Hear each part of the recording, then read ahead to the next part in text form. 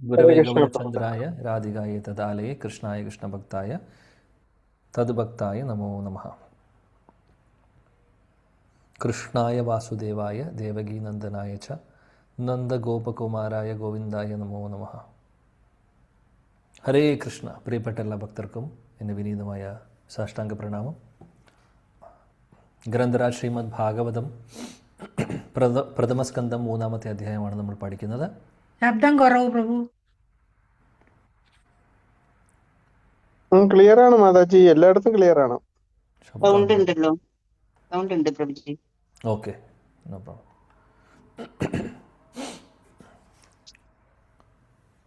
മൂന്നാമത്തെ അധ്യായമാണ് നമ്മൾ പഠിക്കുന്നത്. ഇന്നലെ 7-ാമത്തെ ശ്ലോകം വരെയാണ് നമ്മൾ പഠിച്ചത്. ഈ ഒരു സെക്ഷൻ നമ്മൾ ഇന്നലെ പറഞ്ഞിരുന്നു. പുരുഷാവതാരങ്ങളെക്കുറിച്ച് ആദ്യത്തെ 5 ശ്ലോകങ്ങൾ പറഞ്ഞു. ഇനി 6-ാമത്തെ ശ്ലോകം മുതൽ 27-ാമത്തെ ശ്ലോകം വരെ ഭഗവാന്റെ ലീല അവതാരങ്ങളെക്കുറിച്ച് വളരെ ചുരുക്കത്തിൽ മാത്രമേ പറയുന്നുള്ളൂ. കൂടുതൽ ഡീറ്റെയിൽസ് ഇവിടെ പറയുന്നില്ല. എന്നാൽ ഭാഗവതത്തിൽ മറ്റുള്ള സെക്ഷൻസിലെല്ലാം ഈ അവതാരങ്ങളെക്കുറിച്ചുള്ള കാര്യങ്ങൾ കൂടുതൽ വരുന്നുണ്ട്.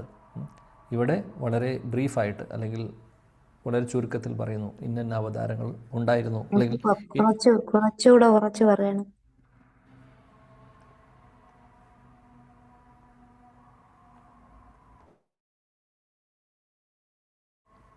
ഹരേ കൃഷ്ണ.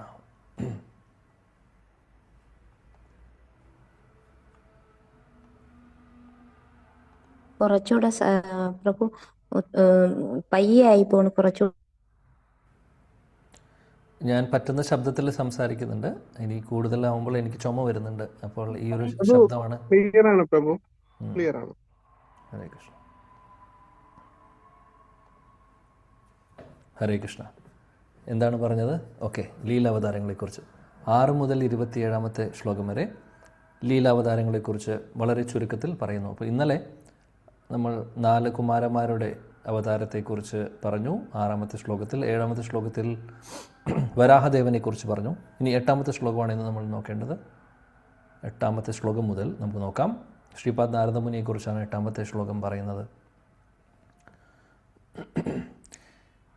തൃതീയം ഋഷി സർഗം വൈ ദേവർഷിത്വം ഉപേത്യ സഹ തന്ത്രം സാത്വതം ആചാഷ്ട നൈഷ്കർമ്മ്യം കർമ്മണാം യതഃ.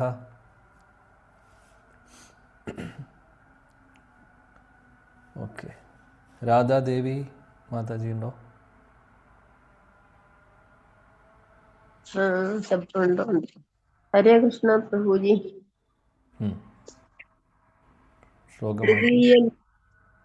തൃതീയം ഋഷി സർഗം വൈ ദേവർഷിത്വമുപേത്യ സഹ തന്ത്രം സ്വാത്വതമാജഷ്ട നൈഷ്കർമ്മ്യം കർമ്മണാം യതഃ. ഹരേ കൃഷ്ണ. വിവർത്തനം. ഋഷിമാരുടെ സഹസ്ര വർഷത്തിൽ ദേവന്മാരിൽ ശ്രേഷ്ഠ ഋഷിയായ ദേവർഷി നാരദന്റെ രൂപത്തിൽ ഭഗവാൻ 3-ാമത്തെ അവതാരമെടുത്തു. ഭക്തിയുത സേവനത്തെയും ശരിയാ മേടിച്ച് ഓണാക്കില്ലെന്ന്. ഋഷിമാരുടെ സഹസ്ര വർഷത്തിൽ ദേവന്മാരിൽ ശ്രേഷ്ഠ ഋഷിയായ ദേവർഷി നാരദന്റെ രൂപത്തിൽ ഭഗവാൻ 3-ാമത്തെ അവതാരമെടുത്തു. ഭക്തിയുത സേവനത്തെയും നൈഷ്കർമ്മത്തെയും വിശദീകരിക്കുന്ന വേദതന്ത്രങ്ങളെ അദ്ദേഹം സംഭരിച്ചു. ഹരേ കൃഷ്ണ പ്രഭുജി. ജലദോഷമായിരുന്നു, കേട്ടോ എന്തോ. ഹരേ കൃഷ്ണ. Thank you. കേട്ടു. ഇവിടെ 8-ാമത്തെ ശ്ലോകത്തിൽ ശ്രീപാദ് നാരദമുനിയെക്കുറിച്ച് പറയുന്നു. 3-ാമത്തെ അവതാരമെന്ന് ആണ് പറയുന്നത്. നമ്മൾ ഇന്നലെ പറഞ്ഞിരുന്നു ഇത് ഒരു ക്രോണോളജിക്കൽ ഓർഡർ അല്ല എന്നുള്ളത്. എന്നാൽ ഓരോ അവതാരങ്ങൾ പറയുന്നു എന്ന് മാത്രമേ ഉള്ളൂ. ഈ ഒരു ഓർഡറിലല്ല അവതാരങ്ങൾ വന്നിട്ടുള്ളത്. അപ്പോൾ ദേവശ്രീ നാരദ, ശ്രീപാദ് നാരദമുനി ഒന്ന് ആലോചിച്ച് നോക്കൂ. എത്രമാത്രം പ്രധാനപ്പെട്ട ഒരു വ്യക്തിയാണ് ശ്രീപാദ് നാരദമുനി. പലവർക്കും അല്ലെങ്കിൽ നമ്മൾ പലപ്പോഴും നാരദമുനിയെ കുറച്ച് നെഗറ്റീവായിട്ട് കാണുന്ന ഒരു കാര്യമായിരുന്നു ഒരു പക്ഷേ നമുക്കെല്ലാവർക്കും ഭാഗവതം പഠിച്ചു തുടങ്ങുന്നേക്കാൾ മുമ്പ് വരെ. ഒരു പക്ഷേ നമ്മൾ സീരിയലുകളും അല്ലെങ്കിൽ അങ്ങനെയുള്ള കാര്യങ്ങളിലൊക്കെ കണ്ടിട്ടുണ്ടാവും. ശ്രീപാദ് നാരദമുനി അവിടെ പോയി ഇത് പറയുന്നു, ഇവിടെ പോയി ആ ന്യൂസ് കൊടുക്കുന്നു, അതുകൊണ്ട് പ്രശ്നം വരുന്നു എന്നുള്ളതൊക്കെ. ഈവൻ പല ആളുകൾ, അതായത് പല ഭൗതിക, അതായത് നമ്മുടെ സാധാരണ ആളുകൾ, ഇന്ദ്രിയ സുഖങ്ങൾക്ക് പുറകിൽ ഓടുന്ന ആളുകൾ, മൃഗങ്ങളെ പോലെ ജീവിക്കുന്ന ആളുകൾ പറയും ഇതേപോലെ, അതായത് സാധാരണ ഒരു മനുഷ്യൻ അവർക്ക് ഒരുപാട് അനർത്ഥങ്ങളുണ്ട്. അതിലെ ഒരു അനർത്ഥമാണ് ഇവിടെയുള്ളത് അവിടെ പറയുക, അല്ലെങ്കിൽ കുറ്റം പറയുക, അല്ലെങ്കിൽ അത് പറയുക, ഏഷണി എന്നൊക്കെ പറയുന്നത്. അപ്പോൾ അങ്ങനെയുള്ളൊരു സാധാരണ ഒരു ബദ്ധാത്മാവിനെ നാരദമുനിയുടെ പേര് പറഞ്ഞിട്ട് പറയുന്നത് വരെ കേൾക്കാം. നാരദനെ പോലെ എന്നൊക്കെ എത്ര വലിയ അപരാധമാണ് അവർ ചെയ്യുന്നത് എന്ന് ആലോചിച്ച് നോക്കൂ. നാരദമുനിയെ പോലെ ഒരു വരിഷ്ഠനായിട്ടുള്ള ഭക്തൻ വേറെയില്ല. ഭഗവാന്റെ ശക്തി ആവേശ അവതാരമാണ്. ഭഗവത് ആവേശം, ഭഗവാന്റെ ഭക്തി ആവേശം, ആ പരിശുദ്ധ ഭക്തി, ശുദ്ധഭക്തി, ഭക്തിയുത സേവനങ്ങളുടെ മുഴുവനും ശക്തി നാരദമുനിയിൽ ഭഗവാൻ കൊടുത്തിട്ടുണ്ട്. അതുകൊണ്ടാണ് നാരദമുനിക്ക് ലോകം മുഴുവനും നടന്ന് എവിടെ വേണമെങ്കിൽ പോകാം അദ്ദേഹത്തിന്, എല്ലായിടത്തും പോയി ഭക്തിയുത സേവനങ്ങളിൽ ഭക്തി മറ്റുള്ളവർക്ക് കൊടുക്കാൻ സാധിച്ചിട്ടുള്ളത്. ഒരുപാട് ആളുകളുടെ ജീവിതം അദ്ദേഹം മാറ്റിയിട്ടുണ്ട്. നാരദമുനിയെപ്പോലെ ഇത്രയും ശിഷ്യന്മാരുണ്ടാവുന്ന വേറൊരു ഗുരു ഉണ്ടാവില്ല. നാരദമുനി ജീവിതത്തിൽ കടന്നു വന്നിട്ടുള്ള എല്ലാവരും പരിശുദ്ധ ഭക്തരായി മാറിയിട്ടുണ്ട്.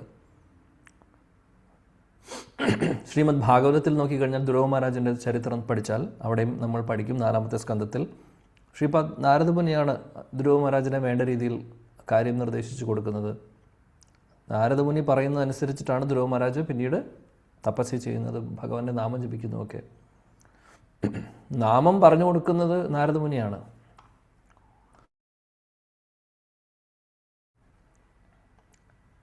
ഭഗവാന്റെ നാമം ചൊല്ലാൻ വേണ്ടി അദ്ദേഹത്തിന് തപസ്യ ചെയ്യാന്ന് പറഞ്ഞു കഴിഞ്ഞാൽ വെറുതെ എന്തെങ്കിലും ചെയ്യാനല്ല അദ്ദേഹം പറഞ്ഞത്. ഭഗവാനെ ധ്യാനിക്കാൻ പറഞ്ഞു, എന്നിട്ട് നാമം ചൊല്ലാൻ പറഞ്ഞു.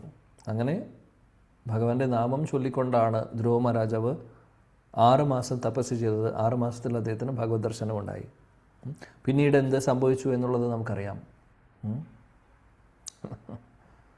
സ്ഥാനാഭിലാഷി തപസി സ്ഥിതോഹം ത്വം പ്രാപ്തവാൻ ദേവ മുനീന്ദ്രഗുഹ്യം കാഞ്ചൻ വിചിൻവ അപി ദിവ്യരത്നം. അദ്ദേഹം കൃഷ്ണൻ അല്ലെങ്കിൽ ഭഗവാൻ വിഷ്ണുവിൻ്റെ ദർശനം കിട്ടിയതിന് ശേഷം ധ്രുവ മഹാരാജാവ് ഭഗവാന്റെ കാൽക്കൽ വീണുകൊണ്ട് കരഞ്ഞുകൊണ്ട് കരയുകയായിരുന്നു, എത്ര വിഡ്ഢിയാണ് ഞാൻ, ഇതിനും വലിയ വിഡ്ഢി വേറെ ഉണ്ടാവില്ല.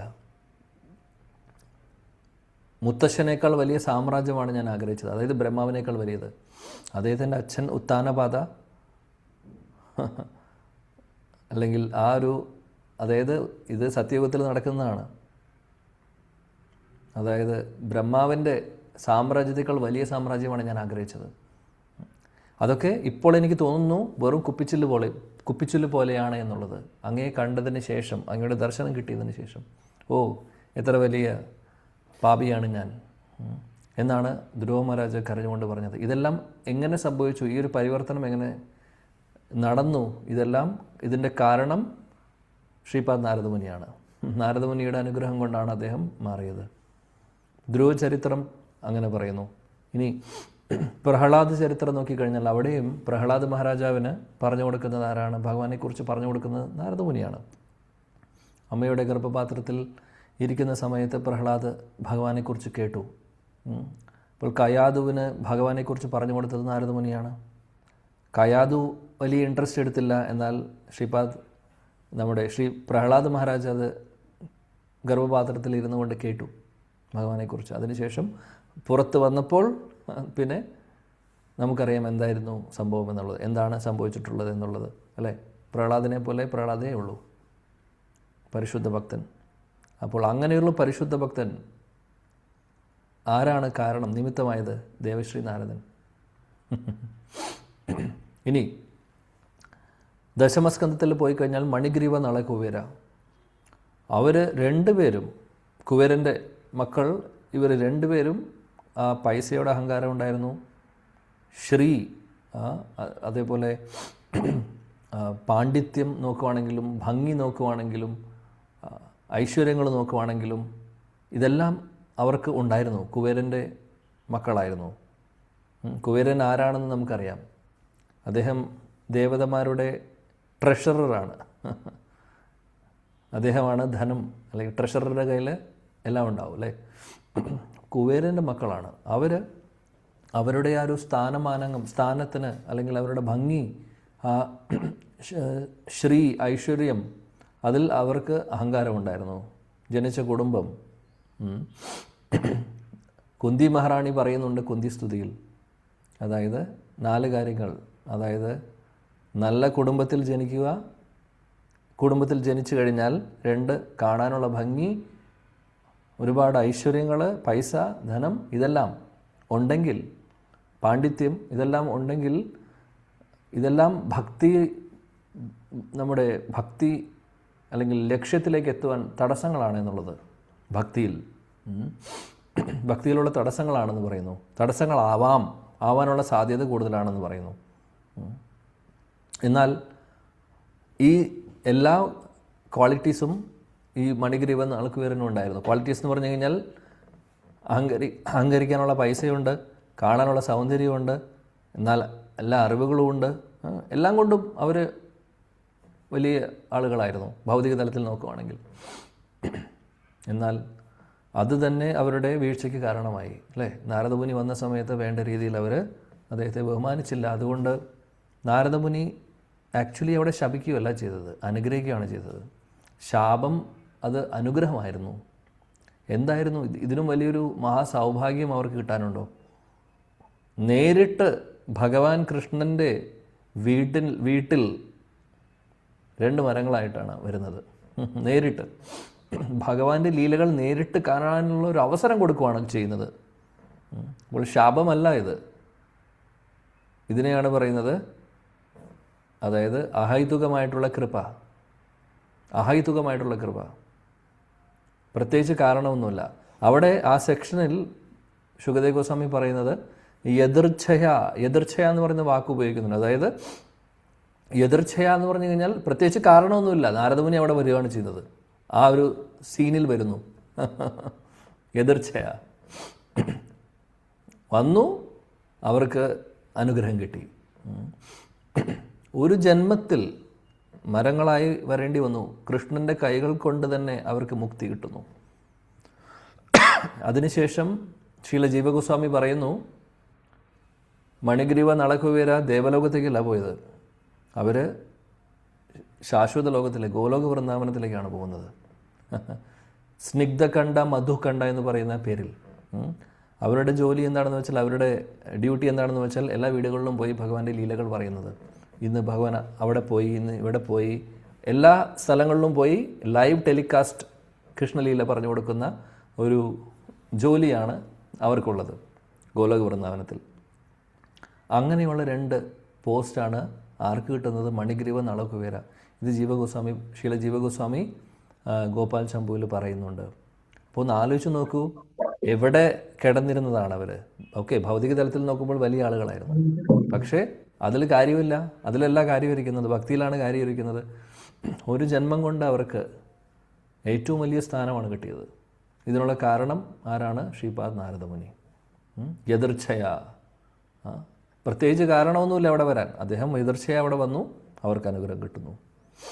അത്രമാത്രം പവർഫുള്ളായിട്ടുള്ള സ്പെഷ്യലായിട്ടുള്ളൊരു അവതാരമാണ്, സ്പെഷ്യലായിട്ടുള്ളൊരു ശക്തിയാവേശ അവതാരമാണ് ദേവശ്രീ നാരദൻ.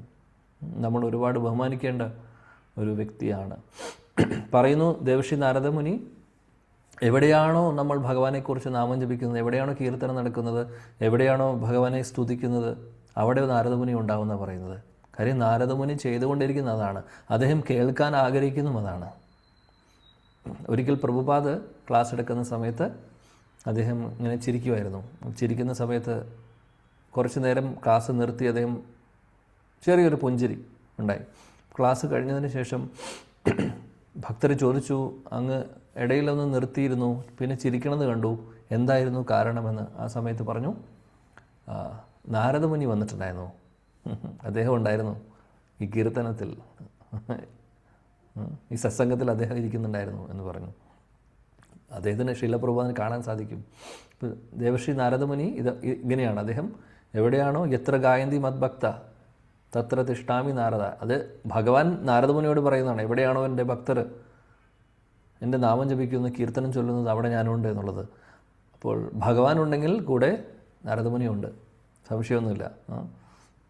അപ്പോൾ ഇദ്ദേഹത്തെ ഋഷിയാണ്. അദ്ദേഹം ഋഷിവര്യൻ, ദേവർഷി. ഇനി നാരദമുനി ഒരുപാട് കാര്യങ്ങൾ ചെയ്തിട്ടുണ്ട്. നാരദമുനി വളരെ പ്രധാനപ്പെട്ട ഒരു ശക്തിയാവേശ അവതാരം തന്നെയാണ്. ശീലപ്രഭുപാദി ഭാവാർത്ഥത്തിൽ പറയുന്നു, ശീല വ്യാസദേവൻ്റെ ഗുരുവാണ്. ഭാഗവതം വ്യാസദേവൻ എഴുതാനുള്ള കാരണം നാരദമുനിയാണ്. ഒന്ന് ആലോചിച്ച് നോക്കൂ. നമ്മളിപ്പോൾ പഠിച്ചുകൊണ്ടിരിക്കുന്ന ശ്രീമദ് ഭാഗവതത്തിൻ്റെ കാരണക്കാരൻ നാരദമുനിയാണ്. അദ്ദേഹമില്ലെങ്കിൽ ഭാഗവതം വരില്ലായിരുന്നു, വ്യാസദേവൻ എഴുതില്ലായിരുന്നു. വ്യാസദേവൻ എന്ത് ചെയ്യണമെന്നുള്ള കൺഫ്യൂഷനിലിരിക്കുന്ന സമയത്താണ് നാരദമുനി വന്ന് പറയുന്നത്, വേണ്ടത് വേണ്ട പോലെ പറഞ്ഞില്ല, അതുകൊണ്ടാണ് നീ വിഷമിക്കുന്നത്, അതുകൊണ്ട് ഞാൻ പറയുന്ന പോലെ ചെയ്യൂ. നമ്മളിനി അത് അടുത്ത ചാപ്റ്ററിൽ പഠിക്കും. അടുത്ത ചാപ്റ്റർ ഇതൊക്കെയാണ്, 4ഉം 5ഉം അധ്യായങ്ങളിൽ. അപ്പോൾ ഭാഗവതം നമുക്കിന്ന് കിട്ടിയിട്ടുള്ളത് നാരദമുനിയുടെ കൃപ കൊണ്ടാണ്. അതും ഓർക്കേണ്ട ഒരു കാര്യമാണ്. പിന്നീട് നാരദ പഞ്ചരാത്ര എന്ന് പറയുന്ന വേദങ്ങളുടെ ഒരു ഭാഗമാണിത്, ശാസ്ത്രങ്ങളുടെ ഒരു ഭാഗമാണ് നാരദ പഞ്ചരാത്ര. ഇത് ഈ ഒരു നാരദ പഞ്ചരാത്രയിൽ ഭക്തിയുത സേവനങ്ങളെക്കുറിച്ച് പറയുന്നുണ്ട്.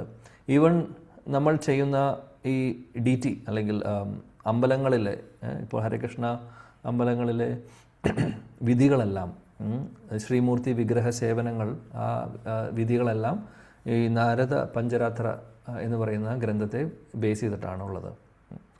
അത് ശ്രീപാദ് നാരദമുനിയിൽ നിന്നാണ് വന്നിട്ടുള്ളത്, അദ്ദേഹത്തിൻ്റെ കോൺട്രിബ്യൂഷനാണ്. ഇവിടെ പ്രഭുപാദ് നാരദ പഞ്ചരാത്രയെക്കുറിച്ച് പറയുന്നുണ്ട്. കർമ്മികൾക്കും അല്ലെങ്കിൽ ഫലോധിഷ്ഠിത കർമ്മങ്ങൾ ചെയ്യുന്ന ആളുകൾക്കും മുക്തിയിലേക്ക് നയിക്കുവാൻ വേണ്ടി അതിലേക്ക് നയിക്കുന്ന മാർഗങ്ങളെല്ലാം പറയുന്ന ഒരു ട്രെയിനിങ് കൊടുക്കുന്ന ഒരു ഗ്രന്ഥമാണ്, ശാസ്ത്രമാണ് നാരദ പഞ്ചരാത്ര എന്ന് പറയുന്നു. ആക്ച്വലി ഞാൻ ശ്രീല വിശ്വനാഥ് ചക്രവർത്തി ഠാക്കൂറിൻ്റെ സാരാർത്ഥി ദർശന ടിക്ക വായിക്കുമ്പോൾ നോക്കുമായിരുന്നു എന്താണ് അദ്ദേഹം പറഞ്ഞിട്ടുള്ളത്. നോക്കുമ്പോൾ ആക്ച്വലി പ്രഭുപാദ് ഭാവാർത്ഥത്തിൽ പറയുന്നത് വിശ്വനാഥ് ചക്രവർത്തി ഠാക്കൂറിൻ്റെ സാരാർത്ഥി ദർശനി ടീക്കയിൽ നിന്നാണ്. അതേപോലെ പല സ്ഥലങ്ങളിലും ജീവഗോസ്വാമി പറയുന്നതും അദ്ദേഹം ഇവിടെ പറയുന്നു. അപ്പോൾ നോക്കിക്കഴിഞ്ഞാൽ പ്രഭുപാദ് പറയുന്ന ഓരോ സെൻറ്റൻസുകളും അദ്ദേഹത്തിൻ്റെ റിയലൈസേഷൻസിൻ്റെ കൂട്ടത്തിൽ മറ്റുള്ള ആചാര്യന്മാർ പറഞ്ഞിട്ടുള്ളതും പറയുന്നുണ്ട്. മനോഹരം. പ്രഭുപാദ് ചെയ്തിട്ടുള്ള പോലെ ഇതേപോലെ ആരും ചെയ്യില്ല. അദ്ദേഹത്തിൻ്റെ മഹാകൃപ നമുക്ക് ഓരോരുത്തരും കിട്ടിയിരിക്കുകയാണ്. ആക്ച്വലി അഹേതുകമായിട്ടുള്ള കൃപയാണ് നമുക്ക് കിട്ടിയിട്ടുള്ളത്. ഇല്ലെങ്കിൽ മറ്റുള്ള ആചാര്യന്മാരുടെ പുസ്തകങ്ങളൊക്കെ വായിക്കാനുള്ള സമയം നമുക്ക് എവിടെയാണുള്ളത്? അതെല്ലാം പ്രഭുപാദ് ചെയ്തു. നമുക്ക് ഭക്തിവേദാന്ത ഭാവാർത്ഥത്തിൽ ഇതെല്ലാം അദ്ദേഹം ഇൻക്ലൂഡ് ചെയ്തിട്ടുണ്ട്. ഇപ്പോൾ നാരദ പഞ്ചരാത്രത്തെക്കുറിച്ച് പറയുന്നു. പിന്നീട് പ്രഭുപാദ് നല്ലൊരു ഉദാഹരണമാണ് പറയുന്നുണ്ട്. അതായത് പാല് കഴിച്ചിട്ട് വന്നിട്ടുള്ള അസുഖം ആ പാല് ഉപയോഗിച്ച് തന്നെ മരുന്നായിട്ട്, പാലുകൊണ്ട് തന്നെ, അല്ലെങ്കിൽ പാലിൽ നിന്ന് വന്നിട്ടുള്ള ഉൽപ്പന്നം, ഇപ്പോൾ തൈര് അല്ലേ, ഇപ്പോൾ പാല് കഴിച്ച് എന്തെങ്കിലും വയറിന് അസുഖം വന്നാൽ തൈര് മരുന്നായിട്ട് കൊടുക്കുന്നു. അപ്പോൾ നോക്കുമ്പോൾ രണ്ടിൻ്റെ സോഴ്സ് ഒന്നാണ് അല്ലേ. അതേപോലെ ഇവിടെ ശ്രീപാദ് നാരദമുനി നാരദ പഞ്ചരാത്രത്തിൽ പറയുന്നത്, നമ്മൾ ചെയ്യുന്ന അതിൻ്റെ ഒരു സെക്ഷനിൽ പറയുന്നത്, നമ്മൾ ചെയ്യുന്ന കർമ്മങ്ങളെല്ലാം, കർമ്മം ചെയ്യുമ്പോൾ അതിന് ഫലം ഉണ്ടാകുന്നു അല്ലേ, കർമ്മബന്ധനത്തിന് നമ്മൾ പെടുന്നു. അപ്പോൾ അദ്ദേഹം പറഞ്ഞു തരുന്നു, ചെയ്യുന്ന കർമ്മങ്ങൾ ഭഗവാനെ സമർപ്പിച്ചുകൊണ്ട് ചെയ്യുക. അപ്പോൾ കർമ്മം കൊണ്ട് തന്നെ നമ്മൾ കർമ്മത്തിൻ്റെ റിയാക്ഷനിൽ നിന്ന് രക്ഷപ്പെടാനുള്ള മാർഗം സ്വീകരിക്കുകയാണ് ചെയ്യുന്നത്. അതാണ് പറയുന്നത്. പാലും തൈരിൻ്റെയും ഉദാഹരണം ഇവിടെ പറയുന്നത്. പാല് കൊണ്ട് എന്തെങ്കിലും അസുഖം വരുമ്പോൾ, പാല് കൂടുതൽ കഴിച്ചാൽ വരുന്ന അസുഖം തൈര് കൊണ്ട് എങ്ങനെയാണോ നമ്മൾ മാറ്റുന്നത്, അതേപോലെ തന്നെ ചെയ്യുന്ന കർമ്മം ചെയ്യുന്നുണ്ട്, എന്നാൽ അത് ഭഗവാന് സമർപ്പിച്ചുകൊണ്ട് ചെയ്യുമ്പോൾ ആ കർമ്മം തന്നെ നമ്മുടെ മുക്തിക്ക് കാരണമാവും. അതാണ് ആ കർമ്മങ്ങൾ തന്നെയാണ് നമ്മളെ ഇവിടെ ബന്ധനസ്ഥരാക്കുന്നത് ഈ ഭൗതിക ലോകത്തിൽ. എന്നാൽ അതേ കർമ്മങ്ങൾ തന്നെ നമുക്ക് മുക്തിക്ക് കാരണമാകുന്നു ഭഗവാന് സമർപ്പിക്കുകയാണെങ്കിൽ. അപ്പോൾ ഇതെല്ലാം ശ്രീപാദ് നാരദമുനി പറഞ്ഞു തന്നു എന്ന് ഇവിടെ പ്രഭുപാദ് പറയുന്നുണ്ട്. യെസ്, അടുത്ത ശ്ലോകത്തിലേക്ക് പോവാം. യെസ്. തുര്യേ ധർമ്മകലാ സർഗേ നരനാരായണോ ഋഷി ഭൂത്വാത്മോപശേമോപേതം അകരോത് ദുശ്ചരം തപഃ. വിജയ് കുമാരി എന്താ ചെയ്യണ്ടോ? ഹരേ കൃഷ്ണ പ്രഭു. ശ്ലോകമായിച്ചോളൂ, കീർത്തനമായി. തുര്യ ധർമ്മ കലാ സർഗേ നരനാരായണ ഋഷി ഭൂത്വ ആത്മോപേകമാരുദുച്ഛരം തപഃ. ഹരേ കൃഷ്ണ പ്രഭു. വിവർത്തനം. ശ്രീശീല പ്രഭുപാദയ്ക്ക് ജയ്. 4-ാം അവതാരത്തിൽ ഭഗവാൻ ധർമ്മരാജാവിന്റെ ഇരട്ടപുത്രന്മാരായ നരനും നാരായണനുമായി അവതാരമെടുത്തു. അങ്ങനെ ഇന്ദ്രിയ നിയന്ത്രണത്തിനായി കഠിനവും അനുകരണാർഹവുമായ തപസ്യകൾ അനുഷ്ഠിച്ചു. ഹരേ കൃഷ്ണ പ്രഭു. ഇവിടെ പറയുന്നത് നരനാരായണ ഋഷിയുടെ അവതാരത്തെക്കുറിച്ച്. ധർമ്മ എന്ന് പറയുന്ന രാജാവിൻ്റെ മക്കളായിട്ട്, ഇരട്ട മക്കളായിട്ട് നരനാരായണ ഋഷിമാർ അവതരിക്കുന്നു. ശീല വിശ്വനാഥ് ചക്രവർത്തി ഠാക്കൂർ പറയുന്നത് ഇവരെ രണ്ടാളുകളുണ്ടെങ്കിലും ഒരു അവതാരമായിട്ടാണ് പറയുന്നത് എന്ന് അദ്ദേഹം പറയുന്നുണ്ട്. 2 വ്യക്തികൾ ഉണ്ട്, പക്ഷേ ഇവിടെ പറയുന്ന ശ്ലോകത്തിൽ നോക്കിക്കഴിഞ്ഞാൽ 4-ാമത്തെ അവതാരം എന്നാണ് പറയുന്നത്. അപ്പോൾ 2 പേരെയും ചേർത്ത് ഒരു അവതാരമായിട്ടാണ് പറയുന്നത്. ഇവിടെ ഇവർ ചെയ്തത് എന്താണ്? അതായത് നരനാരായണ ഋഷിമാരുടെ പ്രത്യേകത എന്താണ്? ഇപ്പോൾ കഴിഞ്ഞ ശ്ലോകത്തിൽ നാരദമുനിയുടെ പ്രത്യേകത നമ്മൾ കണ്ടു അല്ലേ? ഭക്തിയുത സേവനങ്ങൾ, ഭക്തിശക്തി ഉണ്ടായിരുന്നു അദ്ദേഹത്തിന്. ഭക്തിശക്തിയാണ് നാരദമുനി പ്രചരിപ്പിച്ചത്. അതേപോലെ തന്നെ നാരദ പഞ്ചരാത്ര അദ്ദേഹത്തിൻ്റെ കോൺട്രിബ്യൂഷനാണ് എന്നുള്ളത് നമ്മൾ പറഞ്ഞു. നരനാരായണ ഋഷിമാരുടെ പ്രത്യേകത എന്താണെന്ന് വെച്ചാൽ അവരുടെ അവർ ചെയ്തിട്ടുള്ള തപസ്യയും ഇന്ദ്രിയങ്ങളെ നിയന്ത്രിക്കുന്നതും ഒരുപാട് തപസ്യകൾ അവർ ചെയ്തിട്ടുണ്ട്. അപ്പോൾ ആ ഒരു കാര്യം അവർ ചെയ്തിട്ടുള്ള വളരെ അവർ തപസ്യ ചെയ്തിട്ടുള്ളത് എടുത്തു പറയേണ്ട ഒരു കാര്യം തന്നെയാണ്. അതാണ് ഇവിടെ ശ്ലോകത്തിലും പറയുന്നത്. അവർ കഠിനമായിട്ടുള്ള ഘോരമായിട്ടുള്ള തപസ്യകളെല്ലാം ചെയ്തിട്ടുണ്ട് എന്നുള്ളത്. ഓക്കെ, ഇനി ബദരി നാരായണ ഇവിടെ ഹിമാലയത്തിൽ ഇപ്പോഴും സ്ഥിതി ചെയ്യുന്നു. ഈ നരനാരായണ ഋഷിമാരുടെ അവതരിച്ച ആ ഒരു സ്ഥലം പറയുന്നുണ്ട്. ബദരി നാരായണ ഹിമാലയത്തിൽ ഭാഗത്താണ്. അപ്പോൾ അവിടെയുണ്ട്. പിന്നീട് ശ്രീലപ്രഭാത് വേറൊരു കാര്യം പറയുന്നത് ഋഷഭദേവ് മഹാരാജ്, അത് അടുത്ത ശ്ലോകത്തിൽ പറയുന്നുണ്ട്. കപിലമുനിയെക്കുറിച്ച് പറഞ്ഞതിന് ശേഷം അപ്പോൾ തപസ്യയെക്കുറിച്ച് പറയുമ്പോൾ ഋഷഭദേവ് മഹാരാജാവും അതിൽ എക്സംപ്ലറിയാണ്. തപസ്യയെക്കുറിച്ച് കൂടുതൽ തപസ്യയുടെ പ്രസക്തി പറഞ്ഞിട്ടുള്ളൊരു വ്യക്തിയാണ്. നമ്മളെന്തായാലും ഋഷഭദേവിനെക്കുറിച്ച് പറയുമ്പോൾ അവിടെ ചർച്ച ചെയ്യാം. പ്രഭുപാദ് ഭാവാർത്ഥത്തിൽ പറയുന്നു, ഭഗവാൻ ഒരുപാട് കാരുണ്യവാനാണ്. നമ്മളെപ്പോലുള്ള ബദ്ധാത്മാക്കളെ രക്ഷിക്കാൻ വേണ്ടി അദ്ദേഹത്തിൻ്റെ പ്രതിനിധികളെ വിടുന്നു. അതാണ് പറയുന്നത്. ആ പ്രതിനിധികളിൽ അതായത് അങ്ങനെയുള്ള പ്രതിനിധികളിൽ വരുന്ന ഒരു പ്രത്യേകതയുള്ള അവതാരങ്ങളാണ് നരനാരായണ ഋഷിമാർ എന്ന് പറയുന്നു. കൂട്ടത്തിൽ ചൈതന്യ മഹാപ്രഭുവിനെയും കുറിച്ച് പ്രഭുപാദ് ഇവിടെ പറയുന്നുണ്ട്. ചൈതന്യ മഹാപ്രഭു അദ്ദേഹം കൃഷ്ണൻ തന്നെയാണ്. മഹാപ്രഭു ഇതേപോലെ അവതരിക്കുന്നു. മഹാപ്രഭുവിൻ്റെ അവതാരത്തിൻ്റെ പ്രത്യേകത എന്താണെന്ന് വെച്ചാൽ അദ്ദേഹം മഹാവദന്യായ എന്ന് പറഞ്ഞാൽ അതേപോലെ വേറെ ആരുമില്ല. യോഗ്യതയില്ലാത്തവർക്കും കൃഷ്ണപ്രേമം കൊടുക്കുമായിരുന്നു. അപ്പോൾ മഹാപ്രഭുവും വരുന്നു ഈ കലിയുഗത്തിലെ ആളുകളെ രക്ഷിക്കാൻ വേണ്ടി. അപ്പോൾ ഇങ്ങനെ ഭഗവാൻ പല രീതികളിലൂടെ അദ്ദേഹം നേരിട്ട് വരാം, അദ്ദേഹത്തിൻ്റെ പ്രതിനിധികളെ വിടാം. അങ്ങനെ പല രീതിയിലും നമ്മളെ ഓരോരുത്തരെയും ഇവിടെ നിന്ന് രക്ഷിക്കാൻ വേണ്ടി അദ്ദേഹം ശ്രമിച്ചു കൊണ്ടിരിക്കുകയാണ് ഭഗവാൻ. നമ്മൾ പോകാൻ തയ്യാറല്ല എന്ന് മാത്രം. നമുക്ക് ആർക്കും താല്പര്യമില്ല, ഇവിടെ ഇരുന്നാൽ മതി എന്ന് പറഞ്ഞ് കാലാകാലങ്ങളായിട്ട് ഇവിടെ ഇരിക്കുകയാണ് ചെയ്യുന്നത്. അതാണ് സംഭവിക്കുന്നത്. എന്നാൽ ഇവിടുന്ന് രക്ഷപ്പെടാനുള്ള എല്ലാ മാർഗങ്ങളും ഭഗവാൻ ചെയ്തു തരുന്നുണ്ട്. നമ്മൾ ആ അവസരം വേണ്ട രീതിയിൽ ഉപയോഗിക്കുന്നില്ല എന്നുള്ളതാണ് നമ്മൾ ചെയ്യുന്ന തെറ്റ്. ഓക്കെ,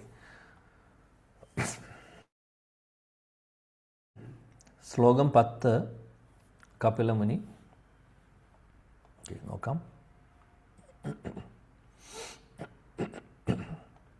പഞ്ചമാ കപിലോ നാമ സിദ്ധേശ കാലവിപ്ലുതം പ്രോവാച സുരയേ സാഖ്യം തത്വഗ്രാമാവിനിർണയം.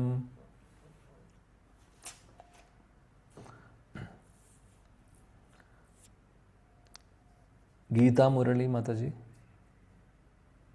हरे कृष्ण प्रभु जी. ओम नमो भगवते वासुदेवाय.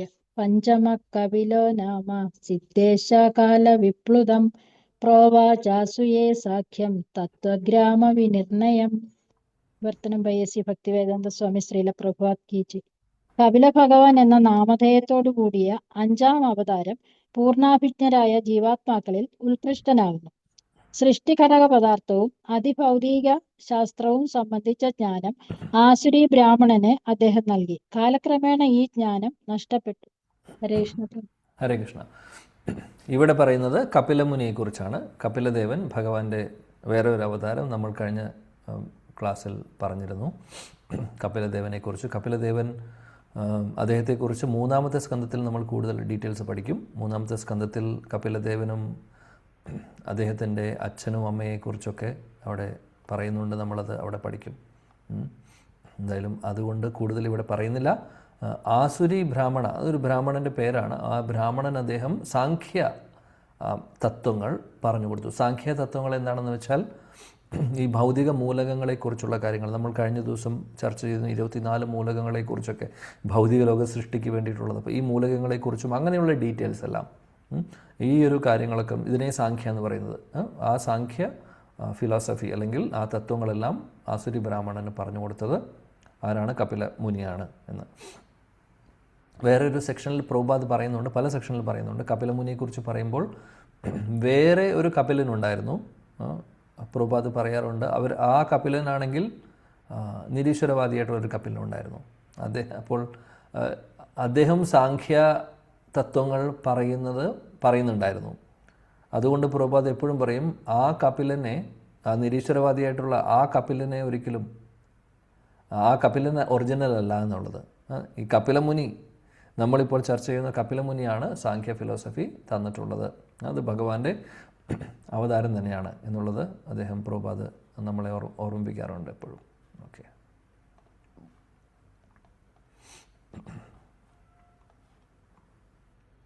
ശരി, ഇനി മുന്നോട്ട് പോകാം. നമ്മൾ ഇന്നലെ പറഞ്ഞിരുന്നു കപിലദേവൻ ശക്തി ആവേശ അവതാരം തന്നെയാണ്. എന്നാൽ ഏത് ആവേശമാണ്? ആർക്കെങ്കിലും ഓർമ്മയുണ്ടോ പറഞ്ഞത്? ഉദാഹരണം പറഞ്ഞപ്പോൾ ശക്തി ആവേശ അവതാരങ്ങൾ 2 വിഭാഗമുണ്ടെന്ന് പറഞ്ഞു. ഓർമ്മയുണ്ടോ ആർക്കെങ്കിലും? ഭഗവതാവേശ വിഭൂതി അല്ലേ? അതിൽ ഭഗവതാവേശയിലാണ് വരുന്നത്. അതായത് ഭഗവാന്റെ ഡയറക്റ്റ്, മറ്റേത് വിഭൂതി ഇൻഡയറക്റ്റ് ആണ്. എന്നാലും ശക്തിയാവേശ അവതാരങ്ങൾ തന്നെയാണ്. കപിലദേവനും ഋഷഭദേവനും ഒക്കെ വരുന്നത് ഭഗവതാവേശയിലാണ്. Okay, thank you Mataji, thank you. ശ്ലോകം 11. ഷഷ്ടം അത്രേർ അപത്യത്വം വൃതപ്രാപ്തോ അനസൂയയ ആൻവിക്ഷീം അലർക്കായ പ്രഹ്ലാദാദിഭ്യ ഊച്ചിവാൻ.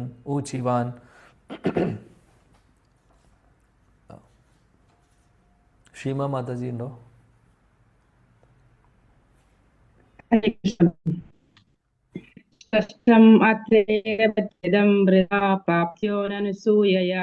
അനീക്ഷകീമലർക്കായ പ്രഹ്ലാദാദിഭ്യ ഊജിവാൻ. വിവർത്തനസ്ഥല പ്രഭുപാദി കി ജയ്.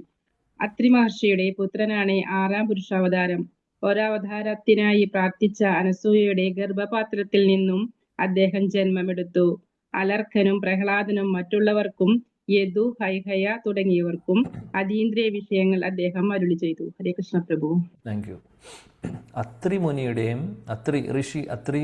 ഋഷിയുടെയും അനസൂയയുടെയും മകനായിട്ട് ഭഗവാൻ അവതരിക്കുന്നതിനെക്കുറിച്ചാണ് പറയുന്നത്. ആരാണ് ഇദ്ദേഹം? ദത്താത്രേയ. ദത്താത്രേയയാണ്. അപ്പോൾ ദത്താത്രേയയുടെ അവതാരത്തെക്കുറിച്ചാണ് ഇവിടെ പറയുന്നത്. അദ്ദേഹം ആധ്യാത്മിക തലത്തിലുള്ള അല്ലെങ്കിൽ ആത്മീയമായിട്ടുള്ള കാര്യങ്ങൾ അലർക്ക, പ്രഹ്ലാദ അങ്ങനെയുള്ള ആളുകൾക്കൊക്കെ പറഞ്ഞു കൊടുത്തു എന്നാണ് ഇവിടെ ശ്ലോകത്തിൽ പറയുന്നത്. ശില പ്രഭുപാദി ബ്രഹ്മാണ്ഡ പുരാണത്തിൽ നിന്നുള്ള ഒരു കാര്യം ഭാവാർത്ഥത്തിൽ പറയുന്നു. അനസൂയ ദേവി അത്രി മുനിയുടെ ഭാര്യ പ്രാർത്ഥിക്കുന്ന സമയത്ത് ബ്രഹ്മ, വിഷ്ണു, മഹേശ്വരൻ നമ്മുടെ ഗുണാവതാരങ്ങളോട് പ്രാർത്ഥിക്കുകയായിരുന്നു. എന്നിട്ട് പറഞ്ഞു, എൻ്റെ ഈ ഒരു ഭക്തിയിൽ നിങ്ങൾക്ക് സംതൃപ്തി ഉണ്ടെങ്കിൽ എനിക്കൊരാഗ്രഹമുണ്ട്, നിങ്ങളെല്ലാവരും കൂടെ ചേർന്ന് എനിക്ക് എൻ്റെ മകനായിട്ട് വരണമെന്നുള്ളത്.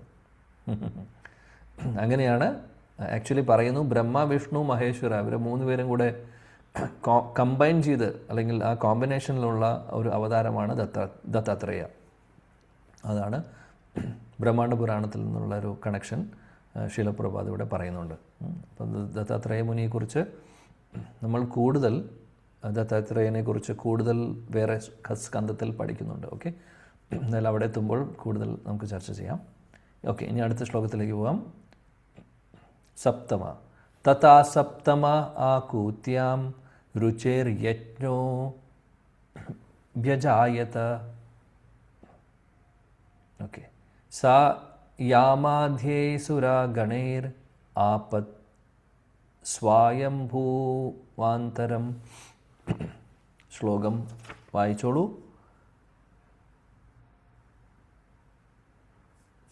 സന്ധ്യ മോഹൻ മാതാജി ഉണ്ടോ?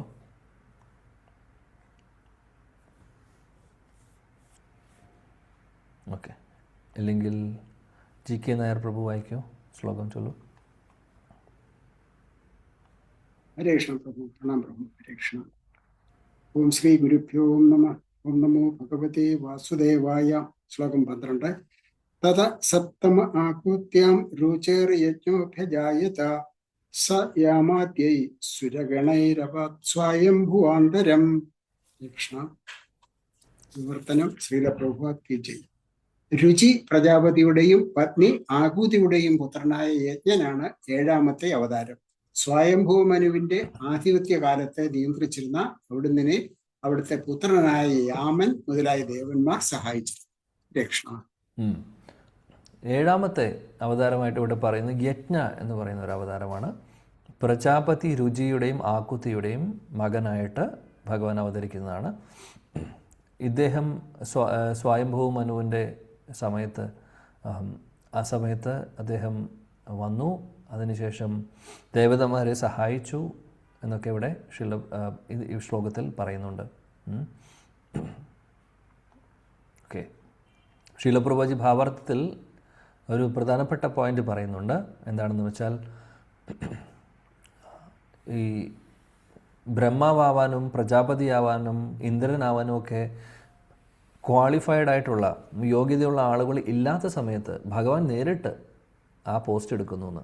അപ്പോൾ നമുക്കറിയാം ബ്രഹ്മാവിൻ്റെ സ്ഥാനം അത് പോസ്റ്റാണ്. പ്രജാപതി, ഇന്ദ്രൻ, ചന്ദ്രൻ, സൂര്യൻ, വരുണൻ ഇവരെല്ലാവരുടെ ഒരു പോസ്റ്റുകളാണ് അല്ലേ. ആ പോസ്റ്റുകളിൽ ആളുകൾ മാറിക്കൊണ്ടിരിക്കുന്നുണ്ട്. അപ്പോൾ അതിന് ക്വാളിഫൈഡ് ആയിട്ടുള്ള ആളുകൾ ഇല്ലാത്ത സമയത്ത് ഭഗവാൻ നേരിട്ട് അദ്ദേഹം ആ ഒരു പോസ്റ്റ് എടുക്കുന്നു എന്ന് ഇവിടെ എടുത്തു പറയുന്നു. ഇവിടെ ശീലപ്രഭുപാദി ഭാവാർത്ഥത്തിൽ പറയുന്നു, സ്വയംഭൂമനുവിൻ്റെ സമയത്ത് അദ്ദേഹം ആ സമയത്ത് യോഗ്യതയുള്ള ഒരാളിൽ ഇന്ദ്രൻ്റെ പോസ്റ്റ് എടുക്കാൻ ഉണ്ടായിരുന്നില്ല. ആ സമയത്ത് ഭഗവാൻ നേരിട്ട് ഇന്ദ്രൻ്റെ പോസ്റ്റ് എടുക്കുന്നു എന്ന് പറയുന്നു. അതുകൊണ്ട് ഒരു കാര്യം ഓർക്കണം. കഴിഞ്ഞ ദിവസം ഒരു ക്ലാസ്സിൽ ചോദിച്ചൊരു ചോദ്യമാണ്, ഇന്ദ്രൻ നമ്മൾ നോക്കിക്കഴിഞ്ഞാൽ, നമ്മൾ പഠിക്കുന്ന ഭാഗവതത്തിൽ നോക്കിക്കഴിഞ്ഞാൽ ഇന്ദ്രൻ അദ്ദേഹം പല സ്ഥലങ്ങളിലും പല സമയത്തും ഒരുപാട് തെറ്റുകൾ ചെയ്യുന്നുണ്ട്, അപരാധങ്ങൾ. തെറ്റുകൾ ചെയ്യുക എന്ന് പറഞ്ഞു കഴിഞ്ഞാൽ ദുർവാസമുനിയായിട്ടുള്ള പ്രശ്നം വരുന്നു. പിന്നെ അത് മാത്രമല്ല, വൃത്രാസുരൻ്റെ ലീലയിലും അവിടെയും പ്രശ്നം ഉണ്ടാക്കുന്നുണ്ട്. പൂജ അല്ലെങ്കിൽ യജ്ഞം ചെയ്യാൻ വന്ന ആ പ്രീസ്റ്റിനെ അദ്ദേഹം വധിക്കുന്നു. ഒരുപാട് കാര്യങ്ങൾ ചെയ്യുന്നുണ്ട്. അതേപോലെ ബൃഹസ്പതി അദ്ദേഹത്തിൻ്റെ ഗുരുവിന് വേണ്ട ആദരവ് കൊടുക്കാതെ പ്രശ്നം സംഭവിച്ചിട്ടുണ്ട്. ഗോവർദ്ധന ലീലയ്ക്ക് കാരണമായിട്ടുണ്ട്, അല്ലേ? അങ്ങനെ പല കാര്യങ്ങളും ഇന്ദ്രൻ ചെയ്യുന്നത് കാണാം. അപ്പോൾ ഇന്ദ്രൻ, എല്ലാ ഇന്ദ്രന്മാരും, നമ്മൾ പറഞ്ഞു ഇന്ദ്രൻ എന്ന് പറഞ്ഞ പോസ്റ്റാണ്, എല്ലാ ഇന്ദ്രന്മാരും ഇങ്ങനെ ആയിക്കൊള്ളണമെന്നുണ്ടോ? ഇതേപോലെ ഓരോ അപരാധങ്ങളും തെറ്റുകളും ചെയ്യുന്നുണ്ടാവുമോ എന്നുള്ളൊരു ചോദ്യം ചോദിച്ചിരുന്നു. അപ്പോൾ നമ്മളിവിടെ കണ്ടു, യോഗ്യതയില്ലാത്ത ആളുകൾ, യോഗ്യതയില്ലാത്ത സമയത്ത് ഭഗവാൻ തന്നെ നേരിട്ട് ആ പോസ്റ്റ് എടുക്കുന്നു എന്നുള്ളത്. അപ്പോൾ ഒരു കാര്യം മനസ്സിലാക്കേണ്ടത്, ഇന്ദ്രൻ്റെ ആ ഒരു റോള് നമ്മുടെ ഭാഗവത്തിൽ നമ്മൾ പഠിക്കുന്നത്, നമ്മളെ ഒരുപാട് കാര്യങ്ങൾ പഠിപ്പിക്കാൻ വേണ്ടി ഇന്ദ്രദേവൻ അങ്ങനെ ഒരു റോൾ എടുക്കുന്നതാണ് ശരിക്കും. അതായത് അദ്ദേഹത്തിനെ ആളുകൾ ക്രിട്ടിസൈസ് ചെയ്യുന്നു, അദ്ദേഹത്തിനെ തെറ്റ് ചെയ്യുന്ന അപരാധിയായിട്ട് കാണുന്നു ആളുകൾ. പക്ഷെ മനസ്സിലാക്കണം, അദ്ദേഹം ഒരു ശുദ്ധ ഭക്തനാണ്, ഭഗവാന്റെ പ്രിയപ്പെട്ട ഭക്തനാണ് അദ്ദേഹം. അല്ലെങ്കിൽ ആർക്കും കിട്ടാവുന്നൊരു പോസ്റ്റല്ല ഇന്ദ്രൻ്റെ പോസ്റ്റ്. 33 കോടി ദേവതമാരുടെ രാജാവാണ് അദ്ദേഹം. ആ ഒരു പോസ്റ്റിൽ ഇരിക്കണമെങ്കിൽ അതിനുള്ള ക്വാളിഫിക്കേഷൻ വേണം. അപ്പോൾ ഇന്ദ്രൻ ഈ പറയുന്ന ആളുകളുടെ മുമ്പിലുള്ള ഇമേജ് വളരെ കുറവാണ്, അല്ലേ? അപ്പോൾ ഇത്രയും മോശമായിട്ടുള്ളൊരു ഇമേജ് എടുക്കാനും അദ്ദേഹം തയ്യാറാണ്. കാരണം ഭഗവാന്റെ നിശ്ചയമാണത്. ഭഗവാൻ ഇന്ദ്രനിലൂടെ ഒരുപാട് തത്വങ്ങൾ നമ്മളെ പഠിപ്പിക്കുന്നു, ശരിയും തെറ്റും പറഞ്ഞു തരുന്നു, പഠിപ്പിക്കുന്നു, ഒരുപാട് ലെസൺസ് നമ്മളെ പഠിപ്പിക്കുന്നു. അതിന് ആ ലെസൺസ് പഠിപ്പിക്കാൻ വേണ്ടി ഒരു നിമിത്തമായി മാറുന്നു ഇന്ദ്രൻ. അപ്പോൾ അദ്ദേഹം എത്രയോ വരിഷ്ഠനായിട്ടുള്ളൊരു വ്യക്തിയാണെന്ന് ചിന്തിച്ച് നോക്കും. അതുകൊണ്ട് ഒരിക്കലും നമ്മൾ വളരെ മോശമായിട്ടുള്ള രീതിയിലോ പുച്ഛിച്ചോ പറയാൻ പാടില്ല. ഒരു ദേവതമാരെയും പറയാൻ പാടില്ല. കൃഷ്ണഭക്തരാണെന്ന് പറഞ്ഞ് മറ്റുള്ള ദേവതമാരെ നമ്മൾ മോശമായിട്ട് പറയുന്നത് വലിയ തെറ്റാണ്. ഭഗവാൻ ഒരിക്കലും ഇഷ്ടപ്പെടാൻ പോകുന്നില്ല. നമ്മളാരും ആ ഒരു പോസ്റ്റിലിരിക്കുന്ന ആളുകളല്ല, ദേവതമാരുടെ പോസ്റ്റിലിരിക്കുന്ന ആളുകളല്ല. നമ്മളെക്കാൾ ക്വാളിഫൈഡ് ആയിട്ടുള്ള ആളുകളാണ് അവരെല്ലാവരും. അപ്പോൾ ഈ കൃഷ്ണഭക്തരാണെന്ന് പറഞ്ഞ് മറ്റുള്ള ദേവതമാരെ മോശമായിട്ട് പറയുന്നു, അല്ലെങ്കിൽ അത് റെസ്പെക്റ്റ് കൊടുക്കാതിരിക്കുക വളരെ തെറ്റായിട്ടുള്ളൊരു കാര്യമാണ്. റെസ്പെക്റ്റ് ചെയ്യണം നമ്മൾ. ആ ബഹുമാനം എപ്പോഴും വേണം, തീർച്ചയായിട്ടും വേണം. ഇല്ലെങ്കിൽ ഭഗവാന്റെ കൃപയുണ്ടാവില്ല, ഉറപ്പാണ്. അപ്പോൾ ഇന്ദ്രൻ ഇവിടെ നമ്മൾ ആ ഇന്ദ്രദേവനെക്കുറിച്ച് അപ്പോൾ എപ്പോഴും ഇന്ദ്രനെക്കുറിച്ച് നമ്മൾ ആ പേര് കേൾക്കുമ്പോൾ ഓർമ്മ വരുന്നത് അദ്ദേഹം ചെയ്തിട്ടുള്ള ചിലപ്പോൾ തെറ്റായിട്ടുള്ള കാര്യങ്ങളൊക്കെ ആയിരിക്കും. പക്ഷേ അദ്ദേഹം ഒരു ഭക്തനാണ് എന്നുള്ളത് നമ്മളെപ്പോഴും ഓർക്കണം. മാത്രമല്ല, ചില കൽപ്പങ്ങളിൽ അല്ലെങ്കിൽ ചില മന്വന്തരങ്ങളിൽ ക്വാളിഫൈഡ് ആയിട്ടുള്ള ഇന്ദ്രന്മാരില്ലാത്ത സമയത്ത് ഭഗവാൻ ആ റോൾ എടുക്കുന്നു. അതാണ് ഇവിടെ നമ്മൾ മനസ്സിലാക്കേണ്ട കാര്യം. ഓക്കെ, അടുത്ത ശ്ലോകം കൂടെ നോക്കാം. ഋഷഭദേവ് മഹാരാജനെ കുറിച്ച് പറയുന്നു. അഷ്ടമേ മേരുദേവ്യാം തു നാഭേർജാതു ഉരുക്രമഃ ദർശയൻ വർത്മ ധീരാണാം സർവാശ്രമ നമസ്കൃതം. ഓക്കെ, ശ്രീദേവി മാതാജി ഉണ്ടോ? ഹരേ കൃഷ്ണ പ്രഭു, ഹരേ കൃഷ്ണ. ഓം നമോ ഭഗവതേ വാസുദേവായ. അഷ്ടമേ മേരുദേവ്യാം തു നാഭേർജ്ഞാത ഗുരുക്രമഃ ദർശയൻ പത്മധീരാണാം സർവാശ്രമ നമസ്കൃതം. ഹരേ കൃഷ്ണ. വിവൃത്തിനോട് വായിക്കട്ടെ പ്രഭു. ഹരേ കൃഷ്ണ. മഹാരാജാവ് നാഭിയുടെയും പത്നി മേരുദേവിയുടെയും പുത്രനായ ഋഷഭരാജാവാണ് 8ാം അവതാരം. ഈ അവതാരത്തിൽ ഭഗവാൻ പരിപൂർണതയുടെ പാത ദൃശ്യമാക്കി തരികയും എല്ലാ വർണ്ണാശ്രമ ധർമ്മത്തിലുള്ളവരാലും ആദരിക്കപ്പെടുകയും പൂർണ്ണ ഇന്ദ്രിയ നിയന്ത്രണം സാധ്യമായവരാൽ സ്വീകരിക്കപ്പെടുകയും ചെയ്തു. ഹരേ കൃഷ്ണ. ഹരേ കൃഷ്ണ. ഋഷഭദേവ് മഹാരാജനെ കുറിച്ചാണ് പറയുന്നത്. ഇപ്പോൾ ഋഷഭദേവും ഭഗവദാവേശ അവതാരമാണ്. നാഭിയുടെയും മേരുദേവിയുടെയും പുത്രനായിട്ടാണ് അദ്ദേഹം അവതരിക്കുന്നത്. ഋഷഭദേവ് മഹാരാജനെ കുറിച്ച് പറയുകയാണെങ്കിൽ അദ്ദേഹത്തെക്കുറിച്ച് നമ്മൾ ആ പേര് കേൾക്കുമ്പോൾ പെട്ടെന്ന് ഓർമ്മ വരുന്ന കാര്യം അദ്ദേഹത്തിൻ്റെ ഇന്ദ്രിയ നിയന്ത്രണമാണ്. ഒരു സംശയവുമില്ല. 5ാമത്തെ സ്കന്ധത്തിൽ നമ്മൾ പഠിക്കും. കാര്യം ഇദ്ദേഹമാണ് ഭരത മഹാരാജാവിൻ്റെ അച്ഛൻ. ഭരത മഹാരാജൻ്റെ ലീല നമ്മൾ പഠിക്കുമ്പോൾ അവിടെ ഋഷഭദേവനെ കുറിച്ച് പറയുന്നു. 5-ാമത്തെ സ്കന്ധത്തിലെ 5-ാമത്തെ അധ്യായത്തിൽ അദ്ദേഹം അല്ലെങ്കിൽ ആ ഒരു സെക്ഷനിൽ മുതൽ ഋഷഭദേവനെ കുറിച്ചുള്ള ഒരു എക്സ്പ്ലനേഷനുണ്ട് അവിടെ. ഋഷഭദേവ് അദ്ദേഹത്തിന് 100 മക്കളുണ്ടായിരുന്നു.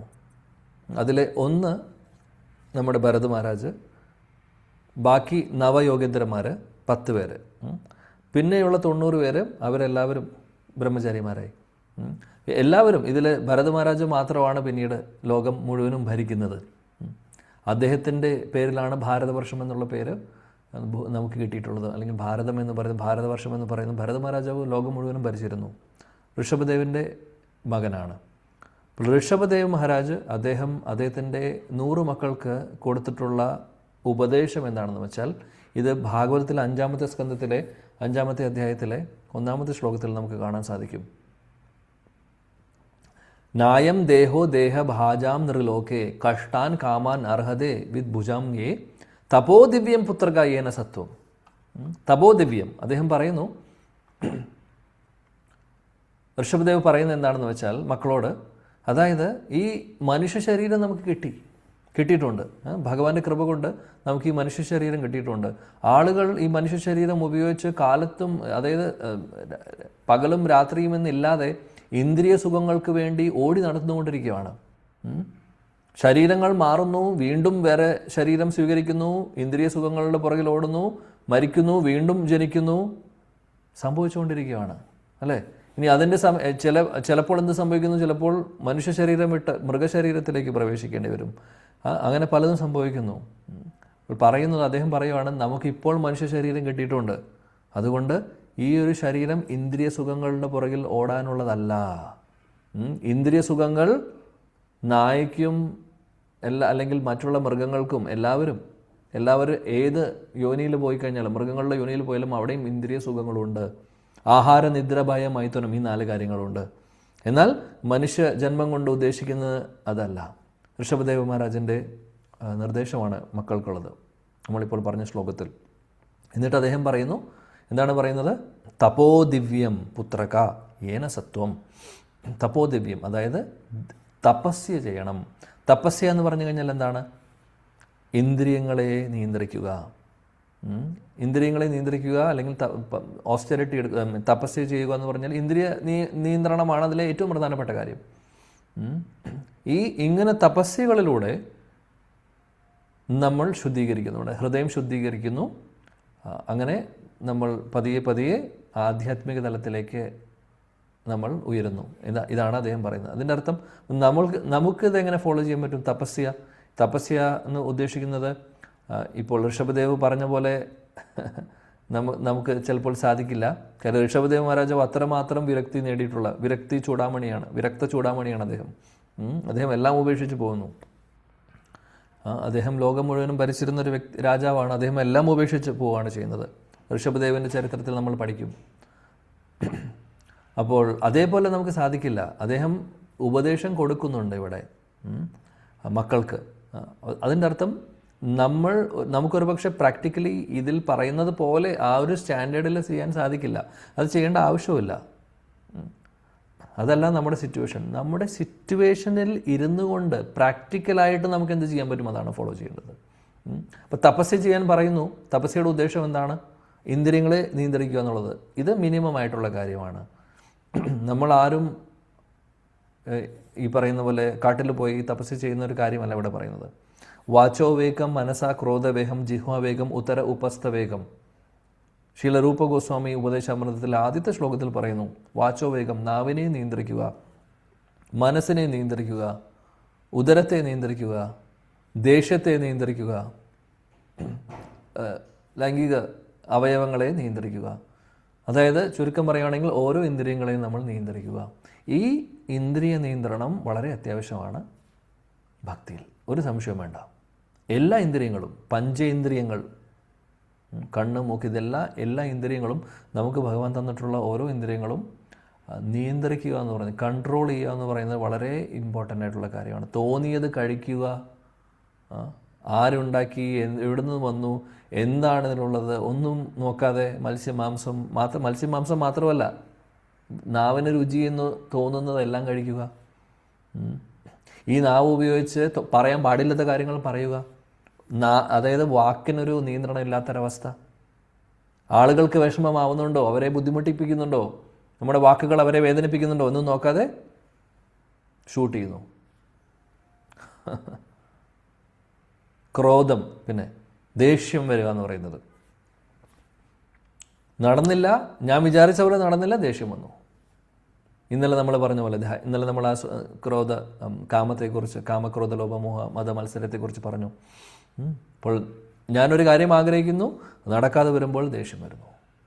അല്ലെങ്കിൽ ഞാൻ ഉദ്ദേശിച്ച പോലെയല്ല ചെയ്തത്, അതുകൊണ്ട് ദേഷ്യം വരുന്നു. വലിയൊരു പ്രശ്നമാണ്. ഭക്തിയിലെ ബാധകളാണിതെല്ലാം. ഭക്തിയിലെ ബാധകളാണിതെല്ലാം. മനസ്സിനെ നിയന്ത്രിക്കാൻ പറയുന്നു. മനസ്സിനെ നിയന്ത്രിക്കാൻ ഏറ്റവും ബുദ്ധിമുട്ടുള്ള കാര്യം. അർജുനനോട് ഭഗവത്ഗീതയിൽ കൃഷ്ണൻ പറഞ്ഞു മനസ്സിനെ നിയന്ത്രിക്കാൻ. അർജുനൻ പറഞ്ഞു, ചഞ്ചലം ഹി മനഃ കൃഷ്ണ, പ്രമാദമാണ്, അല്ലെങ്കിൽ ഈ മനസ്സ് ചഞ്ചലമാണ്, ദൃഢമാണ്. വേണമെങ്കിൽ വായുവിനെ ഞാൻ നിയന്ത്രിക്കാം, വേണമെങ്കിൽ ഈ വായു ഞാൻ നിയന്ത്രിച്ച് പിടിക്കാം. ഒന്ന് ആലോചിച്ച്, വായു നിയന്ത്രിക്കുക എന്ന് പറഞ്ഞു കഴിഞ്ഞാൽ നമുക്ക് ആർക്കെങ്കിലും ചെയ്യാൻ പറ്റുന്ന കാര്യമാണോ? അർജുനൻ പറയുന്നത് അത് വേണമെങ്കിൽ ഒരു പക്ഷേ എനിക്ക് ചെയ്യാൻ സാധിക്കും. മനസ്സിനെ നിയന്ത്രിക്കുന്ന കാര്യം എന്നെക്കൊണ്ട് സാധിക്കില്ല. അപ്പോൾ ഭഗവാൻ ഉത്തരം പറഞ്ഞു, അസംശയം മഹാബഹോ മനോ ദുർനിഗ്രഹം അഞ്ചലം അഭ്യാസേന തു കൗന്ദേയ വൈരാഗ്യേന ച വിദ്യത്തെ. 2 കാര്യങ്ങൾ ഭഗവാൻ പറഞ്ഞു. നിശ്ചയമായിട്ടും മനസ്സിനെ നിയന്ത്രിക്കുക എന്ന് പറയുന്നത് ബുദ്ധിമുട്ടായിട്ടുള്ള കാര്യം തന്നെയാണ് അർജുന, ഒരു സംശയമില്ല. ഇത് പറയുന്നത് ഭഗവാനാണ്. മനസ്സിനെ നിയന്ത്രിക്കുക ബുദ്ധിമുട്ടാണെന്ന് ഭഗവാൻ തന്നെ നേരിട്ട് പറയുന്നു. എന്നിട്ട് അദ്ദേഹം പറയുന്നു, പക്ഷേ സാധിക്കും. എങ്ങനെയാണെങ്കിൽ അഭ്യാസം എന്ന് പറഞ്ഞാൽ എന്താണ്? ചെയ്യേണ്ട ഭക്തിക്ക് അനുകൂലമായിട്ടുള്ള കാര്യങ്ങൾ അഭ്യസിക്കുക, ചെയ്യുക. ഭക്തിയിൽ അനുകൂലിക്കുന്ന കാര്യങ്ങൾ അഭ്യസിക്കുക, ചെയ്യുക. അതാണ് അഭ്യാസം. വൈരാഗ്യം എന്ന് പറഞ്ഞാൽ എന്താണ്? ഭക്തിക്ക് പ്രതികൂലമായിട്ടുള്ള കാര്യങ്ങൾ ഉപേക്ഷിക്കുക. ഇതാണ് 2 കാര്യങ്ങൾ ഭഗവാൻ പറയുന്നത്. ഭക്തിയിൽ അനുകൂലമായിട്ടുള്ള കാര്യങ്ങൾ നമ്മൾ സ്വീകരിക്കുക, പ്രതികൂലമായിട്ടുള്ളതിനെ നമ്മൾ ഉപേക്ഷിക്കുക. അങ്ങനെ ചെയ്തു കഴിഞ്ഞു കഴിഞ്ഞാൽ മനസ്സിനെ നിയന്ത്രിക്കാൻ സാധിക്കും എന്ന് അദ്ദേഹം പറയുന്നു. കൂട്ടത്തിൽ സതതം കീർത്തയന്തോ മാം, മന്ത്രം ഉപയോഗിച്ച് മനസ്സിനെ നിയന്ത്രിക്കുക. അതായത് നാമം ചൊല്ലുക. നാമം അതേപോലെ തന്നെ ഭക്തിക്ക് അനുകൂലമായുള്ള സ്വീകരിക്കുക എന്ന് പറഞ്ഞു കഴിഞ്ഞാൽ എന്താണ്? അതായത് ശ്രവണം, കീർത്തനം, സ്മരണം, ഇതെല്ലാം നമ്മൾ ചെയ്തുകൊണ്ടിരിക്കും. ഭാഗവത പഠനം, നാമജപം, സത്സംഗം, ഇതെല്ലാം അനുകൂലമായിട്ടുള്ള കാര്യങ്ങളാണ്. അത് മാത്രം നമ്മുടെ ലൈഫിൽ കൊണ്ടുവരിക.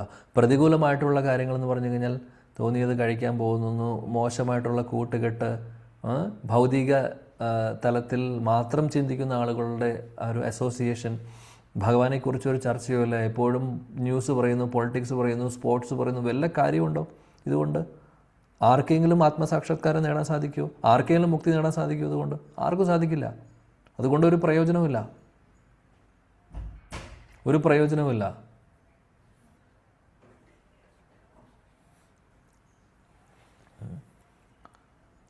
അപ്പോൾ അതാണ് കാര്യം. നിയന്ത്രിക്കുക എന്ന് പറഞ്ഞത് അതായത് പ്രതികൂലമായിട്ടുള്ളതിനെ നമ്മൾ ഉപേക്ഷിക്കുക എന്നുള്ളത് വളരെ ഇമ്പോർട്ടൻ്റ് ആയിട്ടുള്ള കാര്യമാണ്. തടസ്സങ്ങളായിട്ടുള്ള ഒരുപാട് കാര്യങ്ങളുണ്ട് നമ്മുടെ മുമ്പിൽ. തടസ്സങ്ങളായിട്ടുള്ള കാര്യങ്ങളേ ഉള്ളൂ. അതായത് ഭക്തിക്ക് തടസ്സമായിട്ടുള്ള കാര്യങ്ങളാണ് കൂടുതലുള്ളത്. അനുകൂലമായിട്ടുള്ളത് കുറവാണ്. പ്രതികൂലമായിട്ടുള്ളത് നമ്മൾ ഓരോ ദിവസത്തിലും കൂടുതൽ നമ്മൾ കിടപിടിച്ചുകൊണ്ടിരിക്കുകയാണ്. പ്രതികൂലമായിട്ടുള്ള സാഹചര്യങ്ങളെ. കാര്യം ലോകം മുഴുവനും നോക്കിക്കഴിഞ്ഞാൽ ആർക്കും ഭക്തിയിൽ താല്പര്യമില്ലാത്തവരാണ്. അപ്പോൾ അങ്ങനെയുള്ള ആളുകളുടെ കൂട്ടത്തിൽ പോകുമ്പോൾ നമുക്ക് തീർച്ചയായിട്ടും നമ്മളും ആ ഒരു ചിന്താഗതിയിലേക്ക് വരുന്നു. ശരിയല്ലേ? അപ്പോൾ പ്രതികൂലമായിട്ടുള്ള സാഹചര്യങ്ങളെ, അല്ലെങ്കിൽ അത് സാഹചര്യമാവട്ടെ, വ്യക്തികളാവട്ടെ, എന്ത് വേണമെങ്കിൽ ആവട്ടെ, അതിനെ ഉപേക്ഷിക്കുക ഭഗവാൻ പറയുന്നു. ഇത് തപസ്യയാണ്. ഇതാണ് തപസ്യ, നമ്മൾ ചെയ്യേണ്ട തപസ്യ. അല്ലാതെ കാട്ടിൽ പോയി ധ്യാനിക്കാനല്ല ഭഗവാൻ പറയുന്നത്. നമ്മുടെ തപസ്യ എന്ന് പറഞ്ഞു കഴിഞ്ഞാൽ നമ്മുടെ കൺട്രോളിൽ വരുന്ന കാര്യങ്ങൾ, നമ്മൾ ഉപേക്ഷിക്കേണ്ട കാര്യങ്ങൾ ഉപേക്ഷിക്കുക. അതിന് വേറെ സംശയമൊന്നുമില്ല. ഇതാണ് ഋഷഭദേവ് മഹാരാജാവിൻ്റെ ഏറ്റവും പ്രധാനപ്പെട്ട ഒരു ശിക്ഷണം, നമ്മൾക്ക് പറഞ്ഞു തരുന്ന ഒരു ശിക്ഷണം. വളരെ ഇമ്പോർട്ടൻ്റ് ആയിട്ടുള്ളൊരു കാര്യം. 4-ാമത്തെ സ്കന്ധത്തിൽ 31-ാമത്തെ അധ്യായത്തിൽ മനോഹരമായിട്ടുള്ളൊരു ശ്ലോകമുണ്ട്. ഈ ശ്ലോകം കൂടെ പറഞ്ഞ് നമുക്ക് ഇവിടെ നിർത്താം. ഇതുമായിട്ട് കണക്ഷനുള്ളതാണ്. ഭഗവാൻ ഇത് നാരദമുനി പ്രചേതാസിന് പറഞ്ഞു കൊടുക്കുന്ന ഉപദേശങ്ങളിലെ ഒരു ഉപദേശമാണ്. ഭഗവാനെ പ്രീതിപ്പെടുത്താൻ എളുപ്പമാണ്. ഈ 3 കാര്യങ്ങൾ നമ്മൾ ചെയ്യുകയാണെങ്കിൽ ഭഗവാനെ പ്രീതിപ്പെടുത്താം. വളരെ ഇൻട്രസ്റ്റിംഗ് ആണ് അല്ലേ? വളരെ ഇൻട്രസ്റ്റിംഗ് ആയിട്ടുള്ള കാര്യം. നമ്മളെല്ലാവരും ആഗ്രഹിക്കുന്നത് ഭഗവാനെ പ്രീതിപ്പെടുത്തുക എന്നുള്ളതാണ്. പറയുന്നു, ഈ 3 കാര്യങ്ങൾ നമ്മൾ ചെയ്യുകയാണെങ്കിൽ ഭഗവാനെ എളുപ്പത്തിൽ പ്രീതിപ്പെടുത്താൻ സാധിക്കുന്നു. എന്താണ്? ദയയാ സർവഭൂതേഷു സന്തുഷ്ട്യായേന കേനവ സർവേന്ദ്രിയോ പശ്യന്ത്യാച്ച തുഷ്യതി ആശു ജനാർദ്ദന. 3 കാര്യങ്ങൾ അദ്ദേഹം പറയുന്നു. നാരദമുനി പറയുന്നതാണ്. ഇതും നാരദമുനിയുടെ തിരുമുഖത്തിൽ നിന്ന് വന്നിട്ടുള്ളതാണ്. ദയയാ സർവഭൂതേഷു, എല്ലാ ജീവജാലങ്ങളോടും, മനുഷ്യരാവട്ടെ മൃഗങ്ങളാവട്ടെ എല്ലാ ജീവജാലങ്ങളോടും ദയ എന്ന് പറഞ്ഞു കഴിഞ്ഞാൽ ആ ഒരു സ്നേഹം കാണിക്കുക.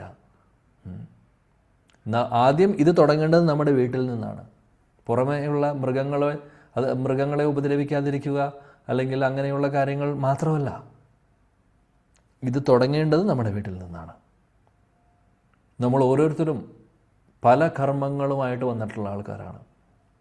പല കർമ്മത്തിൻ്റെ ബാഗേജ് കൊണ്ട് വന്നിട്ടുള്ളവരാണ്. അഭിപ്രായ വ്യത്യാസങ്ങളുണ്ടാവും, സ്വഭാവത്തിൽ വ്യത്യാസം ഉണ്ടാവും. നമ്മൾ ഉദ്ദേശിക്കുന്ന പോലെ നമ്മുടെ രീതിയിലായിരിക്കില്ല അവർ ചിന്തിക്കുന്നുണ്ടാവുക. അപ്പോൾ നമ്മുടെ വീട്ടിലുള്ള ആളുകളുമായിട്ടുള്ള വീട്ടിലുള്ള ആളുകളോടും ദയ, അതായത് ദേഷ്യം വരിക, ദേഷ്യപ്പെട്ട് പറയുക, ചീത്ത പറയുക, ഇതെല്ലാം ദയയില്ലാത്തവരാണ് ചെയ്യുന്നത്.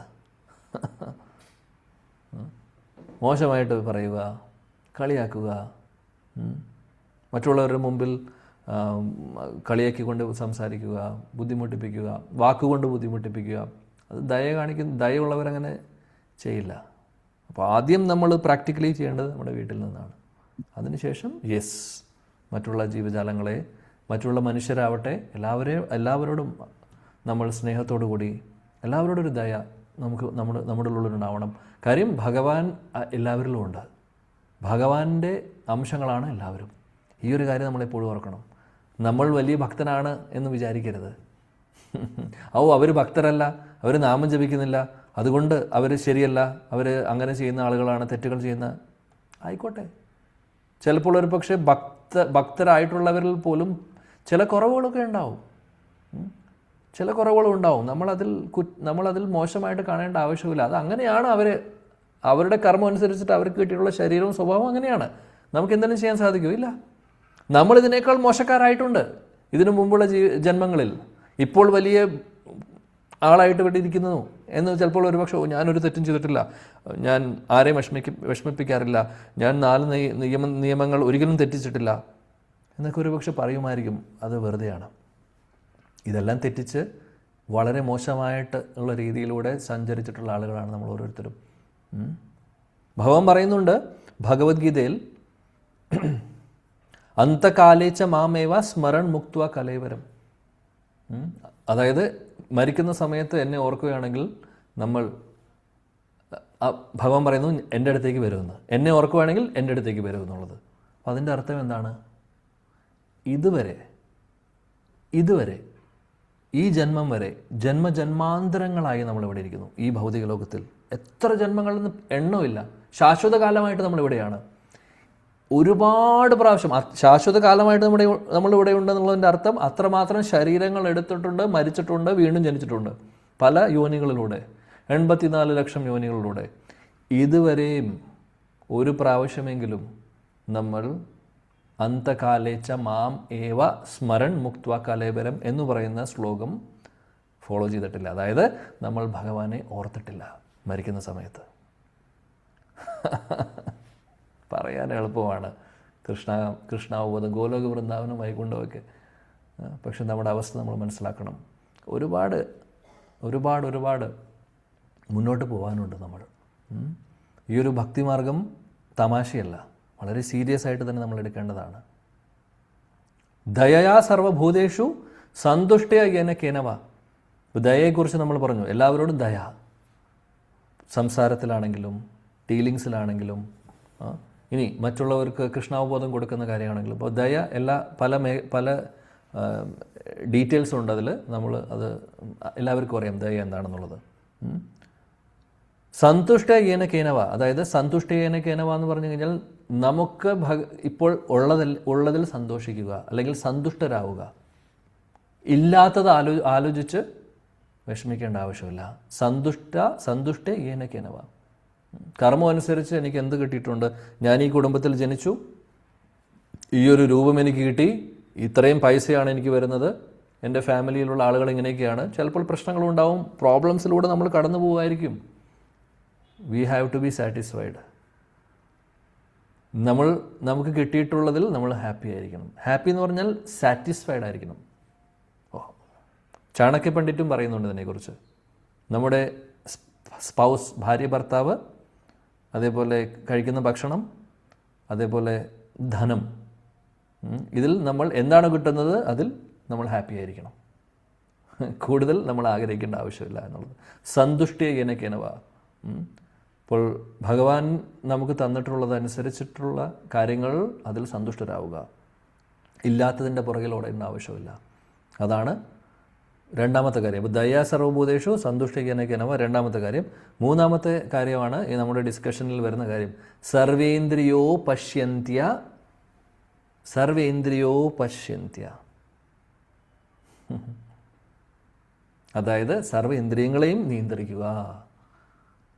ഈ മൂന്ന് കാര്യങ്ങളും ചെയ്തു കഴിഞ്ഞാൽ തുഷ്യതി പറഞ്ഞു കഴിഞ്ഞാൽ ഭഗവാനെ സന്തോഷിപ്പിക്കാൻ സാധിക്കും. ആശു, വേഗത്തിൽ, പെട്ടെന്ന് തന്നെ, ജനാർദ്ദന, ഭഗവാനെ വളരെ പെട്ടെന്ന് തന്നെ സന്തോഷിപ്പിക്കാൻ, അല്ലെങ്കിൽ അദ്ദേഹത്തെ സന്തോഷിപ്പിക്കാൻ നമുക്ക് സാധിക്കുമെന്നാണ് പറയുന്നത്.